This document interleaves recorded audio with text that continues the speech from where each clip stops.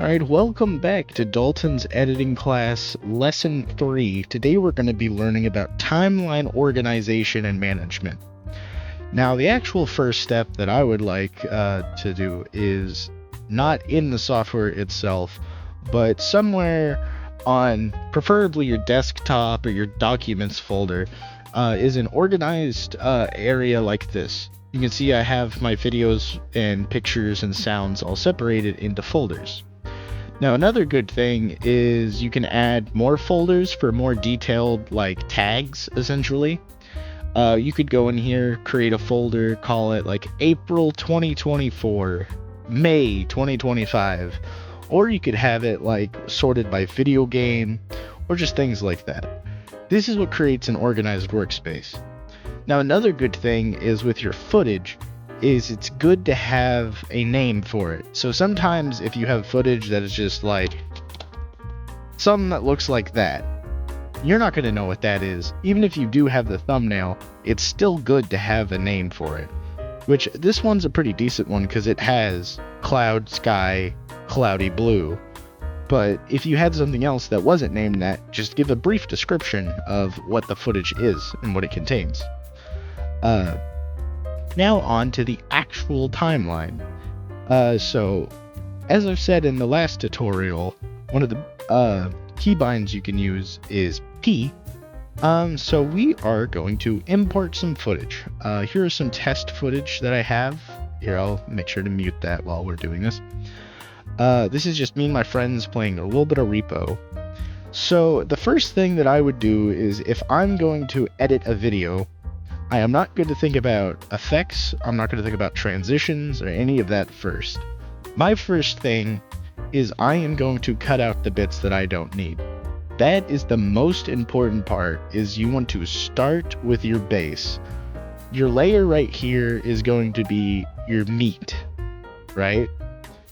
You want your meat to be cut up to, like, parts that are enjoyable, but you also don't want, you know, it to just cut every 5 seconds. So for instance, I am at the beginning of this recording, you can see I have like my OBS and stuff. So I'm just going to go to a time in the video where I want to start. I want to start right here, so I'll use our shortcut Control B to split it. And I'm just going to move this to the side. Now this, you can just click and you can right click, you can click delete, or you can hit backspace or delete. Those work too. Now I'm gonna go through here and I'm just gonna watch the footage and see what's happening so I can make a decision what I want to keep, what I want to throw away. So let's just give it a little watch.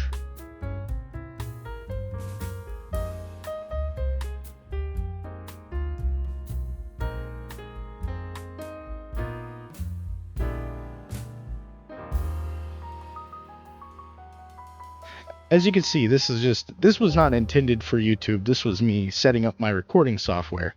But if I was doing a video like this and I wanted to get across what I was saying, I would cut the in-betweens of where it is quiet. So if you look here on the wave, you can see that the orange indicates that this is where your footage is loud. So this is probably where people are talking. So I'm going to go through and find the parts where I'm talking. And since I want to remove the dead space, I'm going to look for the quietest parts and remove those. So,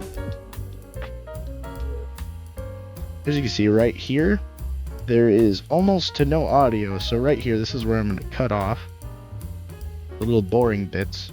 This is just how I'm going to show you. So we're going to do that, put that there. And this is where you can see just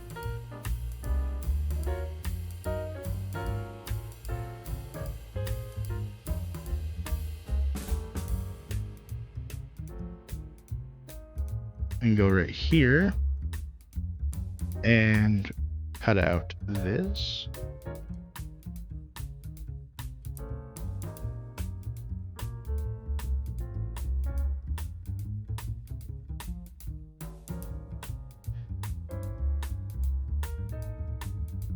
And there you go. You can see I just did a little basic cut. Now I could have used better footage, Like, this is literally just me getting frustrated with my recording software not working. But as you can see, I improved the quality, quote unquote, by just cutting out bits that weren't important. Now, normally you would want to do this if it was a long video that has actual long footage. Like, imagine if this was all one clip and then, like, say this chunk of it was nothing but silence. That would be a good time to just cut out the, you know, unless it's important to the story or to the video, because it is up to your style of editing. It is personal choice, but it is strongly recommended. But our next thing with organization is, now that we have a trimmed up clip, this is where you're going to want to start using different layers and effects. Now, the way I like to have a system is you want to use your layering smartly.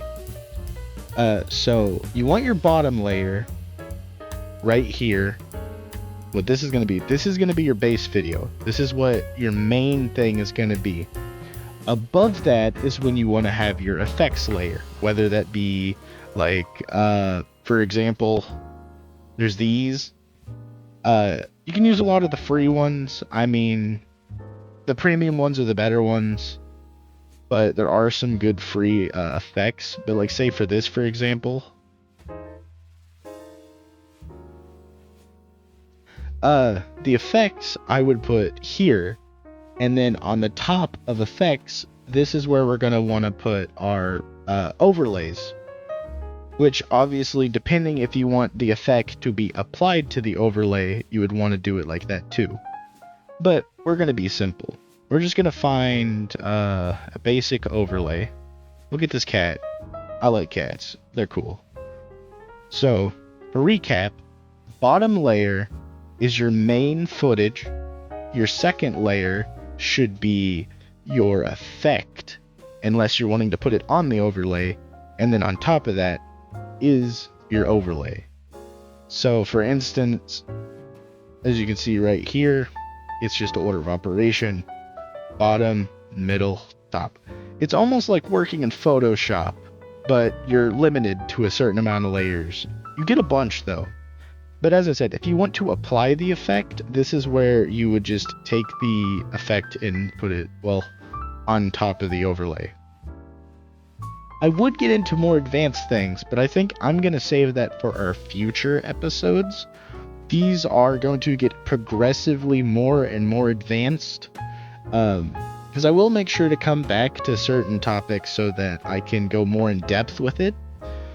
But for organization, there's only so many things you can do with inside Capcut for it being it's a good program, don't get me wrong, but this is a very starter program. But it is really good. It is really good. But those are just some tips and tricks for organizing your timeline. Thank you for watching for this lesson of Dalton's editing class. Stay tuned for more. And please keep on learning.